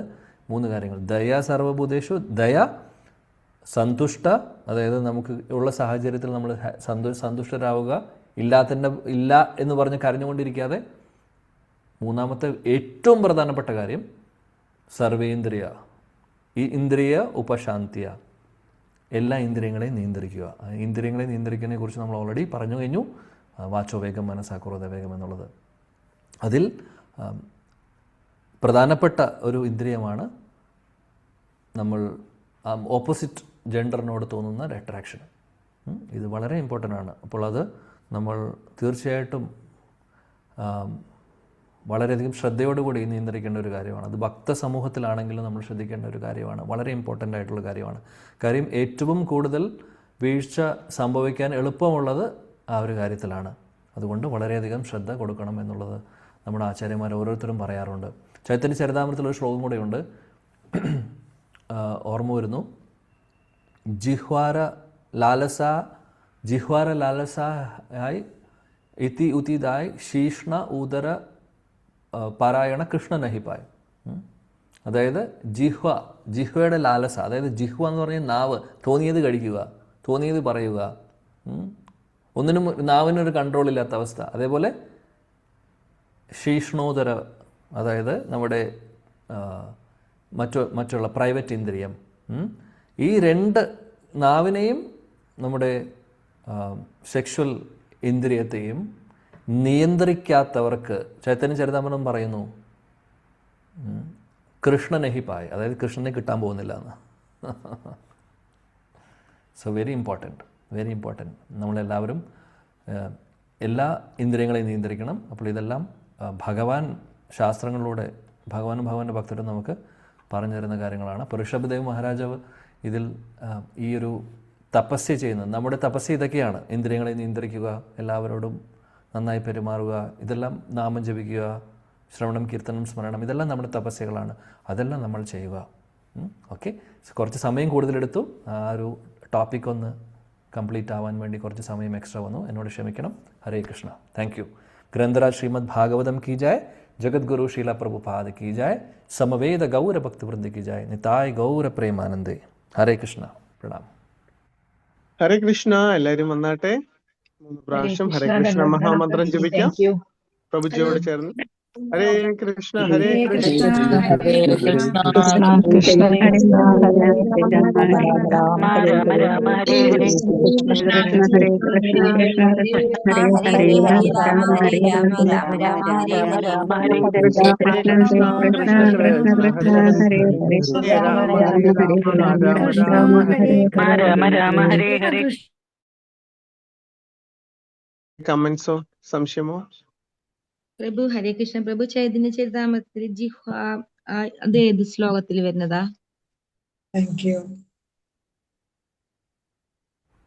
നമ്പർ ആണെങ്കിൽ ഞാൻ നോക്കണം, എനിക്ക് റെഫറൻസ് നമ്പർ എനിക്ക് നോക്കണം. ജിഹ്വാര ലാലസഹായ് ഈത്തിയൂത്തിദായ് ശീഷ്ണ ഉദര പാരായണ കൃഷ്ണനായി പായ്. ശ്ലോകത്തിൻ്റെ നമ്പർ എനിക്ക് ഓർമ്മയില്ല, നോക്കിയിട്ട് പറയാം. താങ്ക് യു പ്രഭു. ഹരേ കൃഷ്ണ. നമ്മുടെ പ്രഭുജി എന്തെങ്കിലും പറയാനുണ്ടോ? ഈ ചാണക്യ പണ്ഡിതൻ പറഞ്ഞ ധനം, ഭാര്യപാത്ര, വേറെ എന്താണ് പറഞ്ഞല്ലോ? കഴിക്കാനുള്ള ഭക്ഷണത്തിന്റെ രുചി. ഭക്ഷണ രുചി. കിട്ടുന്ന ഭക്ഷണം അതിൽ സന്തുഷ്ടരാകും. ഹരേ ഹരേ കൃഷ്ണ. ഒരുപാട് സമയമായിരിക്കണോ? നമുക്ക് വൈൻഡപ്പ് ചെയ്യാം. വംശകൽപതരുഭ്യശ്ച കൃപാ സിന്ധുഭ്യശ്ച പതിതാനാം പാവനേഭ്യോ വൈഷ്ണവേഭ്യോ നമോ നമഃ. അനേക കോടി വൈഷ്ണവവൃന്ദ की हरिनाम संकीर्तन यज्ञ की हरे कृष्ण महामंत्र की श्रील प्रभुपाद की जय. श्री अनंत पद्मनाभ स्वामी की जय. हरे कृष्ण. प्रभु जी धन्यवाद प्रणाम. ഹരേ കൃഷ്ണ പ്രഭു. ഹരേ കൃഷ്ണ പ്രഭു. ഹരേ കൃഷ്ണ പ്രഭു. പ്രണാമം. പ്രണാമം. കൃഷ്ണ പ്രഭു.